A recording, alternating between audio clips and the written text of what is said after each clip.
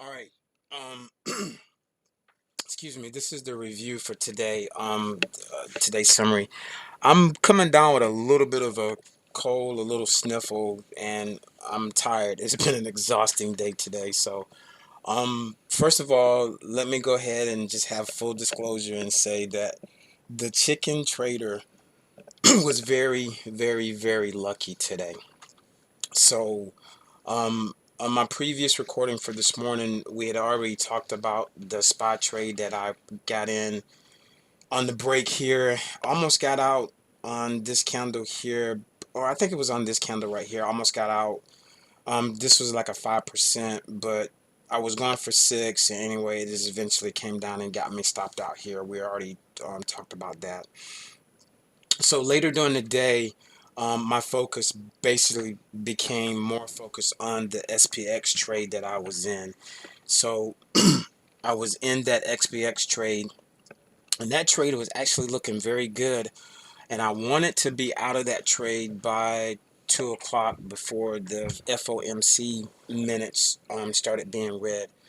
I put my order to get out of the trade at a dime, to buy it back for a dime, since I received 35-cent credit for it at the beginning. So I just basically wanted to get out. My problem was why I did not get a fill was because when I put my order in to get out, I had it offered at the mid price instead of at the natural price. So I will explain to you that here in just a little bit, but before we go there, let me see how I want to do this. I tell you what, let's go ahead and talk about that now while I have it on my mind. So let's do this. Let me bring an options chain over so I can show you exactly what I'm talking about. So I have an options chain up. This is on, well, it doesn't really matter which particular underline that is on. So for example, I'm on SPY right now, and say I wanted to come and do a sell order or a buy order or whatever on a vertical. So what I would do is I would come down here, I would click on whichever one I wanted to buy. Say I wanted to get this 530. I wanted to sell the 530 and buy the 531. So I'd come, right click, click on sell. You can't see the next window on my screen because I've got multiple monitors, but it's up there. And then I want to go to sell vertical, and then once I click on sell vertical, it's going to bring this options, this order ticket up. And as you can see right now, if I was to do that, I'd get 4 contracts at 55 cents credit. Well, this same ticket will pop up. If you're wanting to close your order, this would be green instead of red if you're buying it back. So when you sell in a credit spread first, which is the way we were doing it here, it will be in red. When you want to buy it back, you would this background would be in green, and you will be buying it back. That lets you know that you're doing a debit. This is a credit, and the green background would be a debit. So let's just pretend that I was already in on this trade. I got 55 cents credit and I wanted to buy it back. So if this was green now, my mistake today was I put my order in to get out at 10 cents. You see that 55 there? Let's pretend that's 10 cents. This mid price would be 10 cents too. If I would have slid this down to the natural for 51 cents, then I would have gotten out of my trade at 10 cents. So, to make it easier to understand, I would have been giving them more money to get me out of the trade by clicking on the natural instead of the mid. I hope that made sense to you, but that's the reason why my order didn't fill to get me out of the trade before FOMC minutes were read at 2 o'clock today. So if you definitely want to get out of a trade in the future, don't take the mid, just get the natural, and that'll automatically get you out quicker. Alright, so hopefully that was clear. Let me delete this and move this guy over, and then we'll talk about what happened to me on SPX today. Now, this is my SPX trade today, and let me tell you what, hang on. So SPX, as we talked about earlier this morning, on the 15-minute trigger, which was, we open here on this candle, we got a breach on this candle here, the second one, which gave us being bullish by using puts, and that's what we got in at 9:53, which was right at about right here between these two candles. Here's when we got in. We received 35 cents credit on 5 contracts. There's a trade there. Now, as you can see, there's no closing trade because this guy expired worthless. Lucky, count my many blessings today. Now, as you can see, I sold the 5,300, so that was my bottom line in the sand, which is this 5,300 right here. I know I've got the 94 there, but you know what? So let's go ahead and just fix that. Edit properties, 9400. Enter. All right, so that's the 5,300. That's my line in the sand there. We were doing good, doing great. I tried to get out of my trade right around in here to get the 10 cents to get out. Didn't fill, and then boom, right at 1 o'clock, 1:30, this happened. I'm thinking, okay, I'm still all right. Now, keep in mind, all of these yellow lines here are where I had alerts set. So I got an alert triggered here. It's like, okay, we're fine. Got an alert triggered here. It's like, all right, maybe we're not going to be okay. So anyway, this happened, and then this happened, and then this happened. 2:15, they started reading the Fed minutes, and as you can see, I am way down below where I need to be. Serious heat. Didn't have a choice, because if I would have got out here, I would have taken max loss. So the only thing that I could do is just say, hey, you know what? Let's just stay in this thing and see if it'll come back up. SPX is cash settled. I don't have to worry about any assignment, but I will have lost all of the gains I've had for the past 2 weeks.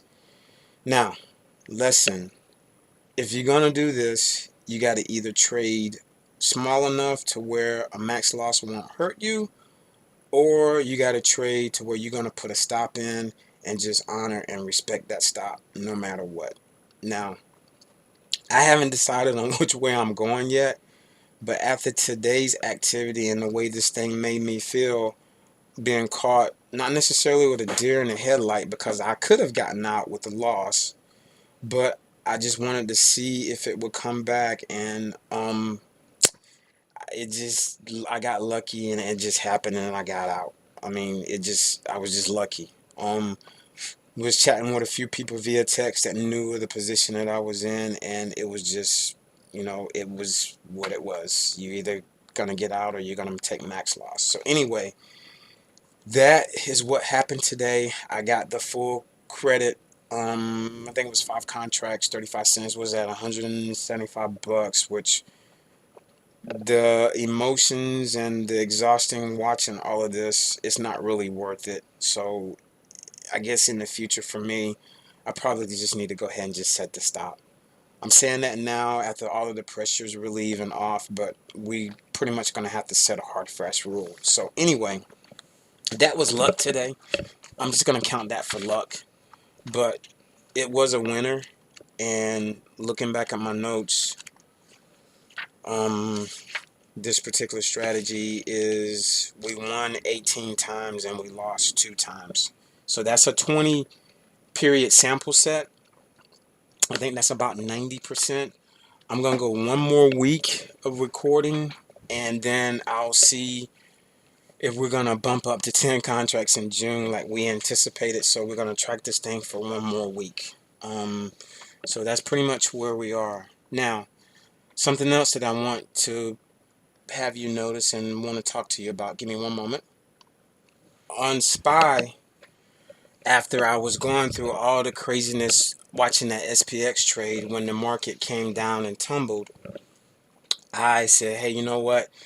I'm probably going to lose big on SPX, so let me go ahead and just see if I can get some money back on the reversal coming up on SPY. And that's what I did. So at 15:03, I bought 2 more contracts of SPY to 530 calls. I think I went out 12 days or so expiration on this one, and I just got it at about, what was that, 1503, which was probably someplace around up in here when we got back above the VWAP.